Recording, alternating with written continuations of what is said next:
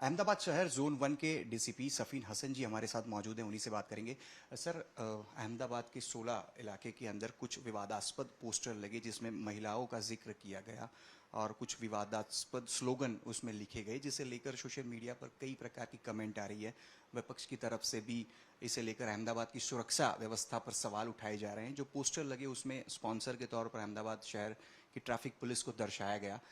किसने ये पोस्टर्स लगाए और क्या पुलिस इससे अवगत थी? कल मीडिया और सोशल मीडिया के माध्यम से अहमदाबाद शहर पुलिस और अहमदाबाद शहर पुलिस आयुक्त के ध्यान पे ये कुछ पोस्टर्स आए थे जिसमें महिलाओं को अकेले न जाने पर या फिर रेप या गैंगरेप जैसे वर्ड्स को इस्तेमाल करके नीचे sponsored by Ahmedabad traffic police लिख के कुछ पोस्टर्स लगाए गए थे। इसका तात्कालिक रूप से संज्ञान लेते हुए पुलिस आयुक्त ने ये पोस्टर्स जब्त करने के लिए आदेश दिए, जिसके बाद ये पोस्टर्स हटा दिए गए हैं।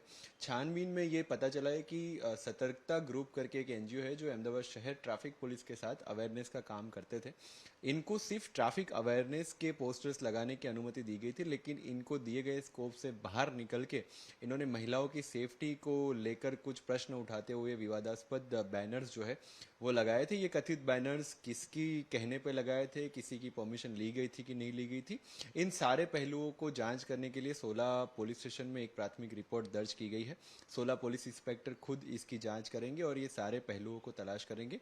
मैं सभी दर्शकों से और अहमदाबाद नागरिकों से फिर से एक बार ये निवेदित करता हूँ कि रिसेंटली जो सेफ्टी इंडेक्स आया है इसमें अहमदाबाद को भारत का सबसे सुरक्षित शहर जो है वो बताया गया है। साथ ही शी सुरक्षा सर्वे जो CNN का मार्च में आया था, इसमें महिलाओं के लिए सबसे सुरक्षित शहर के तौर पे अहमदाबाद को दर्जा दिया गया है और अहमदाबाद पुलिस इस दर्जे को कायम रखने के लिए सतत कार्यरत है। ये बैनर्स में जो वर्ड्स लिखे गए थे ये हमारी कार्यप्रणाली और कार्य मूल्यों के साथ बिल्कुल भी सुसंगत नहीं है। हम कतई इस प्रकार के निवेदन का समर्थन नहीं करेंगे और हमारा जो 181 की टीम है, निर्भया सेफ सिटी प्रोजेक्ट है और हमारा कंट्रोल रूम है, ये 24/7 अहमदाबाद की महिलाएं, अहमदाबाद के बच्चे और अहमदाबाद के सभी नागरिकों की सुरक्षा करने के लिए प्रतिबद्ध है। सर, आने वाले दिनों में नवरात्रि भी करीब है और हम देखते हैं नवरात्रि में लेट नाइट तक भी गरबा होता है और अब लेट नाइट का एक ड्यूरेशन जो पहले हुआ करता था वो भी पिछले साल खत्म कर दिया गया।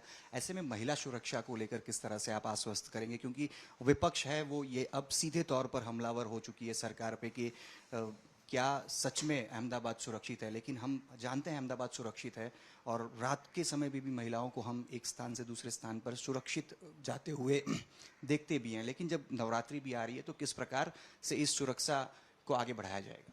नवरात्रि गुजरात का एक ऐसा त्यौहार है जिसको समाज का हर वर्ग का पुरुष या औरत बहुत अच्छे से मनाते हैं और रात को देर तक मनाते हैं और यही इस बात का प्रमाण है कि पूरे दुनिया से और देश से लोग नवरात्रि मनाने के लिए अहमदाबाद में आते हैं। ये बताता है कि अहमदाबाद में महिलाओं की सुरक्षा सबसे टॉप प्रायोरिटी में है, ये सरकार की भी टॉप प्रायोरिटी में है और आने वाले दिन में जैसे हर साल अहमदाबाद शहर पुलिस खुद सड़कों पे खड़ी रहती है लोगों की जिम्मेदारी और सुरक्षा के लिए, इसी तरह आने वाले समय में भी अहमदाबाद शहर पुलिस इस आने वाली नवरात्रि को भी सबके लिए सुरक्षित नवरात्रि बनी रहे उसके बारे में सारे कदम जो उठाने चाहिए वो उठा रहे हैं। और आगे भी मैं जैसे बताया कि महिलाएं यहाँ पे कहीं पे भी किसी के भी साथ किसी भी जगह किसी भी समय जा सकती है और उनकी सुरक्षा की जिम्मेदारी अहमदाबाद शहर पुलिस की है। तो हम जानते हैं कि अहमदाबाद एक सुरक्षित शहर के तौर पर जाना जाता है और जब अब इस प्रकार के पोस्टर लगे उसके बाद एक विवाद जरूर से शुरू हुआ, लेकिन जैसे ही पोस्टर शहर के कुछ इलाकों में लगे तुरंत ही पुलिस की तरफ से पोस्टर्स को हटा लिया गया और फिलहाल जांच के आदेश दिए गए हैं। कैमरा पर्सन जमीन व्यास के साथ अतुल तिवारी, आज तक, अहमदाबाद।